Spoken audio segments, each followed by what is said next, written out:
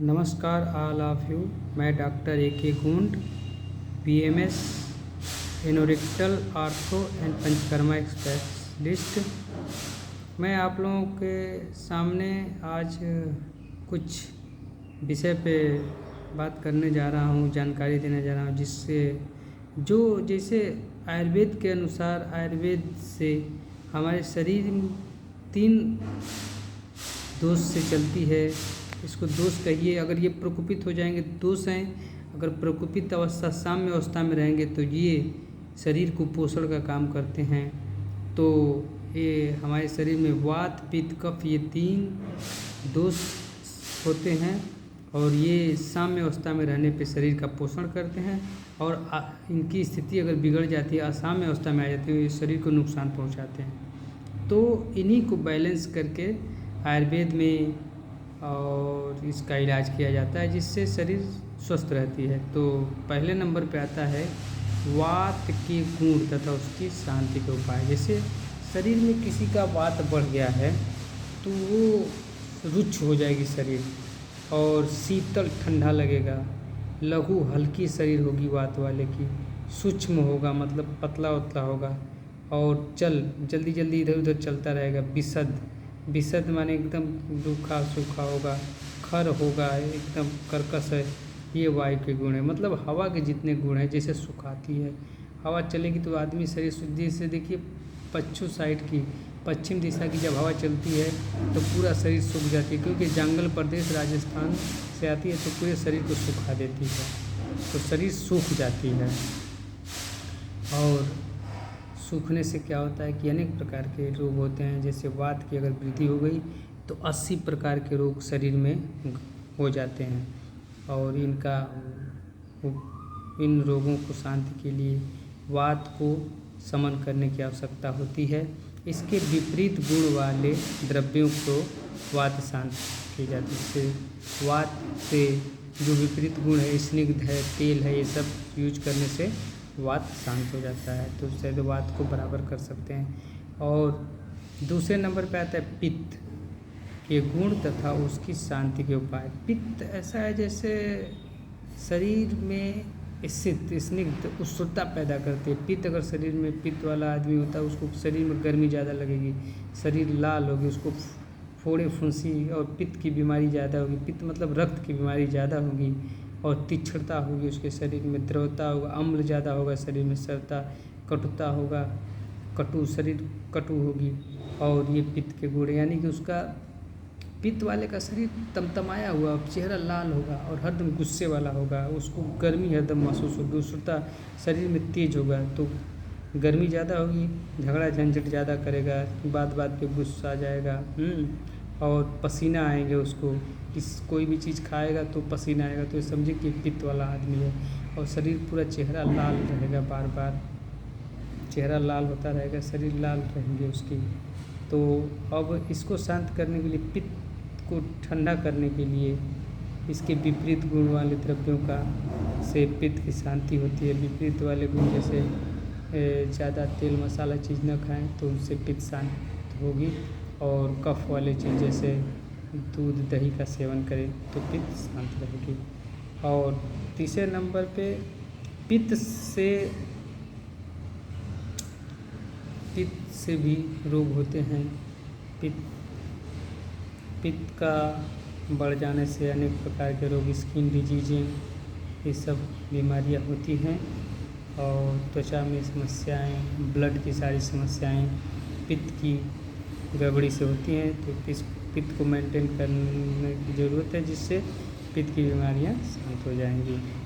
और तीसरा नंबर पे कफ के गुण। कफ ऐसा है कि कफ शरीर में बढ़ने से शरीर मोटापा होती है, गुरुता, शरीर में थोड़ा सा शिथिलता, मृदुता, स्निग्धता आती है, और मधुरता होती है, स्थिरता, पिच्छल, ये कफ के गुण है। कफ वाला आदमी मोटा होता है और सुस्त रहता है, ज़्यादा चल फिर नहीं पाता है।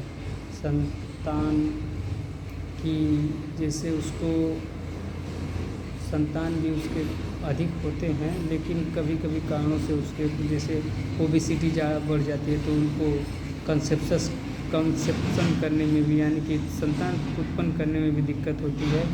तो पित्त तो ये कफ की वजह से शरीर स्थूल हो जाती है, मोटा हो जाती है, ओबेसिटी हो जाती है, फैट शरीर में बनने लगता है।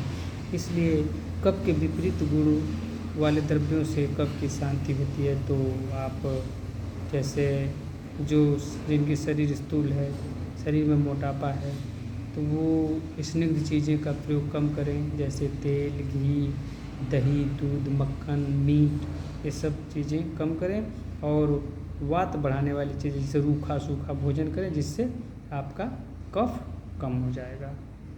और इसी कड़ी में हम ये बताते हैं कि शरीर में वात, पित्त, कफ, ये 3 चीज़ होते हैं जिसकी वजह से ये शरीर का पूरा संचालन होता है। अगर इसमें कोई भी द्रव्य कम हो जाए, जैसे वात कम हो जाए या पित्त कम हो जाए, तो ये अपना अपना लक्षण दिखाते हैं और इन्हीं के अनुसार ये रोग हो जाता है। जैसे वात की कमी से, वात अगर बढ़ जा रहा है आदमी का, कमी से भी रोग हो जाता है। जैसे वात एकदम कम होता है, शरीर स्निग्ध हो जाएगी।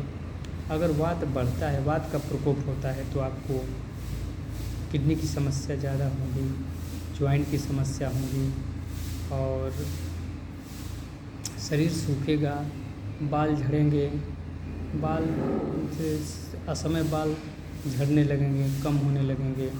और जो भी समस्याएं हैं, वात से 80 प्रकार का रोग होता है, तो इसको समझिए। और बहुत सारे डिजीज वात की वजह से होते हैं। आर्थराइटिस हुआ, जॉइंट पेन हुआ, सूखापन, शरीर में रुचिता, किडनी की समस्या, हार्ट की समस्याएं, सारी समस्याएं इससे आ जाती हैं। तो वात को बैलेंस में रखना चाहिए। जब वात बढ़े, तो इस समय जैसे वर्षा के समय वात बढ़ता है, तो आपका तेल का प्रयोग करिए। तेल अभ्यंग करने से वात शमन होता है। तेल का प्रयोग करने से, घी का प्रयोग करने से वात का शमन होता है। दूसरी है पित्त। पित्त बढ़ने से क्या होता है, स्किन की समस्याएं, ब्लड से रिलेटेड समस्याएं ज़्यादा होती हैं। और जो आपके बाल होते हैं जल्दी सफ़ेद होते हैं। और पित्त तेल होता है, तो ब्लड की समस्याएं, हार्ट की समस्याएं, ये सब ब्लड रिलेटेड जितनी समस्याएं हैं पित्त की वजह से होती हैं। तो इनका पित्त शमन करके इनका इलाज किया जाता है आयुर्वेद में। तो पित्त को बैलेंस करने के लिए आप ज़्यादा चरपरा चीज़ें ना खाएं, जैसे ज़्यादा मिर्च मसाला और ज़्यादा तेज़ उष्णता वाला चीज़ों से परहेज करें। जो गर्मी पैदा करे उसको कम करें। इसी के साथ अब कफ है। कफ ऐसा चीज़ है कि जैसे शरीर में श्लेष्मा, इसको बोलते हैं कफ। कफ मतलब कि जल, शरीर में जल ज़्यादा हो जाता है और इससे 20 प्रकार के रोग होते हैं, कम होते हैं। लेकिन कफ अच्छा माना जाता है। इससे शरीर कफ बड़ा है तो शरीर सुंदर रहेगी, स्थूलता रहेगी। लेकिन इसकी बीमारी भी हैं, जैसे ओबेसिटी हुआ, हार्ट की समस्या हुई, डायबिटीज़ हुआ, ये सब सारी बीमारियां कफ बढ़ने से होती हैं। तो कफ को मेंटेन करने के लिए आपको स्निग्ध पदार्थों का कम सेवन करना है, जैसे तेल, घी, वसा वाली चीज़ों का प्रयोग कम करना है, जिससे आप कफ जनित रोगों से बच सकते हैं। ये हमने वात, पित्त, कफ के बारे में आपको छोटी मोटी जानकारी दी है और आगे जानकारी और देते रहेंगे। नमस्कार दोस्तों, मैं डॉक्टर अजय आयुर्वेद और BMS SRM government Ayurvedic college Bareilly से BMS हूँ। और मैं ये सब मेरा आयुर्वेदा क्लिनिक घोसी डिस्ट्रिक्ट मऊ में चलाता हूँ और लोगों को आयुर्वेदिक पद्धति से पंचकर्मा, आर्थो की समस्याएं, एनोरेक्टल, स्किन, एसिडिटी आदि का इलाज करता हूँ। नमस्कार दोस्तों, जय आयुर्वेद।